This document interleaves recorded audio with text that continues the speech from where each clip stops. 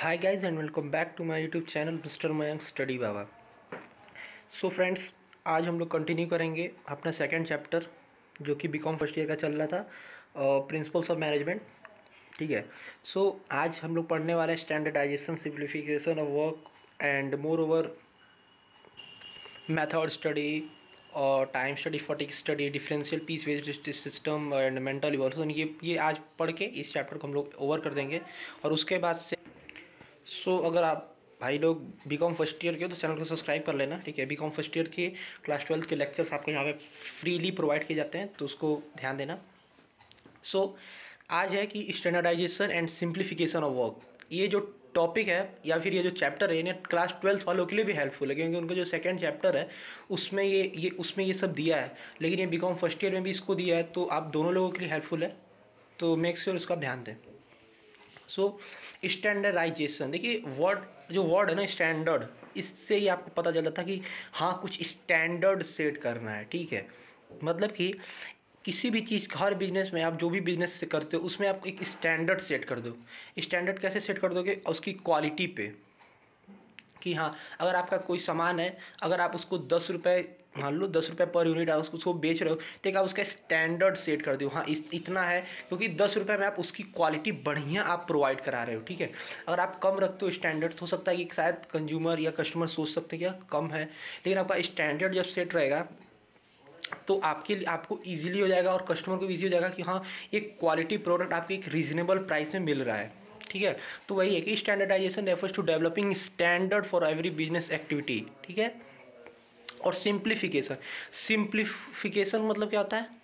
सबसे simple word होता है कि सिंप्लीफिकेशन मतलब सबसे होता है कि पहले उसको सिंपल कर दो। अब सिंपल कैसे करेंगे? अब वो सिंपल कैसे हम लोग करेंगे, सोचने वाली बात ये थी कि तो उस सिंपल हम लोग क्या करेंगे, जो हम लोगों को जो एलिमिनेट करना पड़ेगा अननेसेसरी एक्टिविटीज़ को। ठीक है। एलिमिनेट करना पड़ेगा, हटाना पड़ेगा, जो उस सुपर फ्लोज करना पड़ेगा। इसका मतलब ये होता है कि अगर आपका कोई सामान है, ठीक है, अगर आप उसको चाहे, कोई ऐसा सामान है तो उसको आप डायरेक्ट मैन्युफैक्चरर से कस्टमर तक प्रोवाइड करा सकते हो। ठीक है।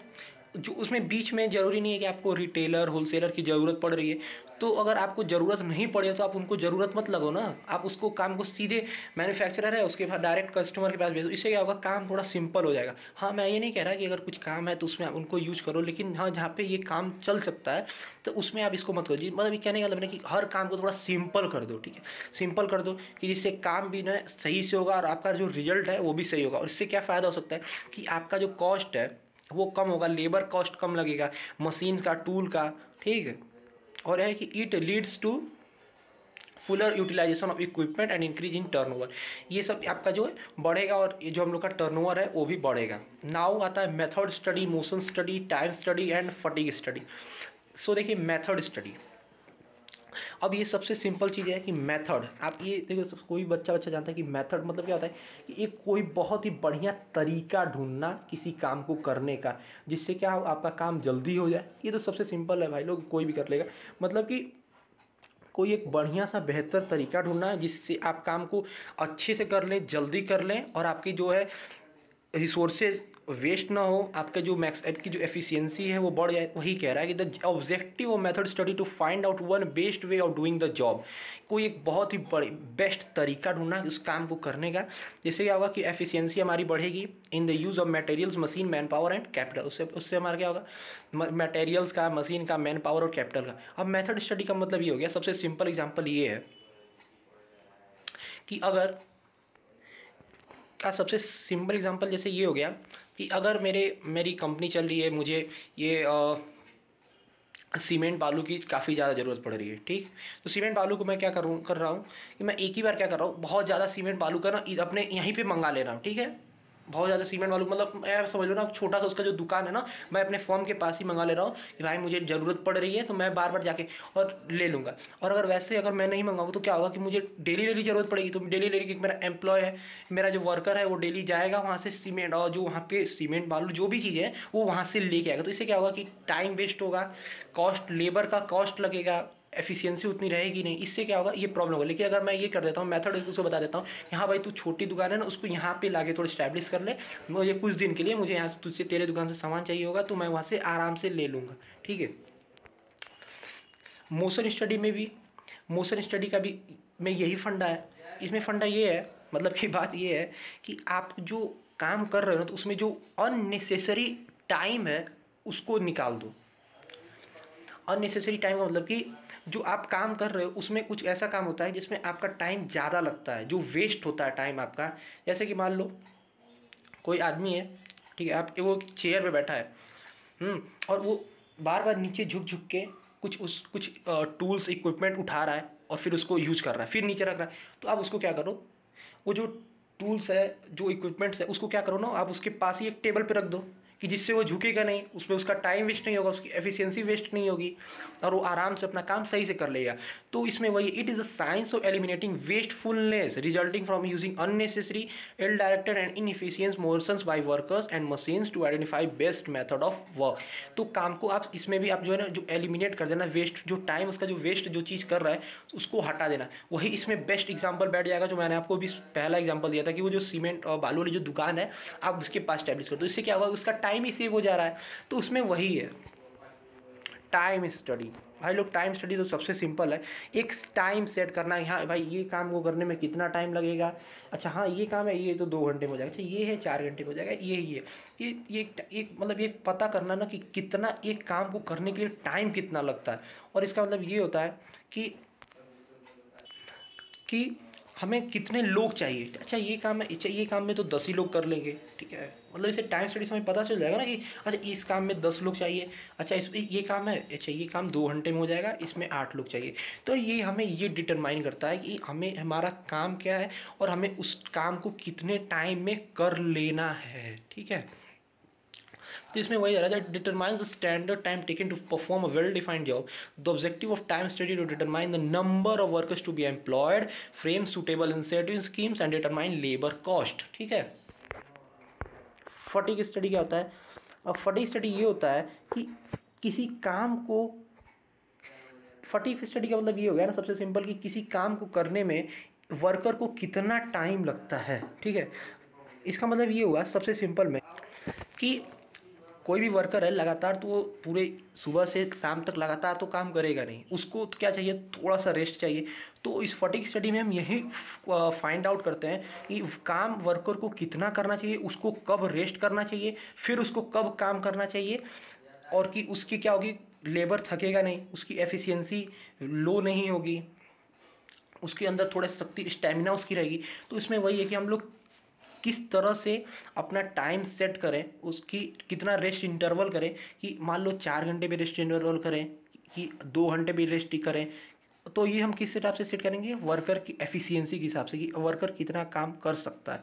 तो इसमें वही है कि fatigue study seeks to determine time and frequency of rest interval in completing a task. इसमें हम क्या करते हैं, टाइम देखते हैं, फ्रीक्वेंसी देखते हैं कि वो वर्कर की फ्रीक्वेंसी कितनी है, कि वो 1 घंटे में उसको रेस्ट देना है कि 2 घंटे में रेस्ट देना है। और जो रेस्ट इंटरवल वो लेता है तो उसको क्या करता है, रीगेन करेगा अपना स्टेमिना, वो थोड़ा खाना वाना खाएगा, जूस पिएगा, and thereby avoiding accident, rejection and industrial सीखने, और उसको ये सब प्रॉब्लम नहीं होगा। अब है differential piece wage rate system. Differential piece wage rate system, ये रेट नहीं है, आप इसको नोट डाउन करना। तो इसमें है सबसे सिंपल बात कि आप ना, मतलब कि आप अपने कंपनी में क्या करो, 2 रेट फिक्स कर दो, मतलब कि दो रेट से फिक्स कर दो या 2 स्टैंडर्ड्स फिक्स कर दो कि अगर मान लो 100 है, मान लो आप 2 रेट आपने फिक्स किया 100, तो अगर जो एम्प्लॉय है अगर वो 100 कर लेगा या 100 से अधिक कर लेगा तो उसको आप क्या करो ना, कुछ बोनस दो, इस तरह से चीज़ें दो कंपनी में। और जो 100 से कम नहीं कर रहा है तो उसकी थोड़ा कुछ सैलरीज काट दो, सैलरी काट दो, मतलब कि कुछ उसको डिसएडवांटेज दो कि आप अच्छा तू क्यों नहीं कर पाए। तो इससे क्या होगा कि थोड़ा सा जो एम्प्लॉय है ना मोटिवेट होगा, हाँ भाई वो 100 से 120 किया तो उसे ये मिला और मैं 70 ही किया तो मुझे भी शायद अधिक करना चाहिए था। इस तरह की जो थिंकिंग है वो डेवलप होती है बंदे के अंदर, आदमी के अंदर। तो इसमें वही है कि this system links wages and productivity the standard output. भाई देख लो इतना बहुत ही खतरनाक नोट लिख रहा हूँ, आपकी स्क्रीन पे देख रहा है तो उसको ना हो तो स्क्रीनशॉट ले लो, क्योंकि इस नोट्स को लिखना ना है क्या नंबर पाओगे तुम लोग।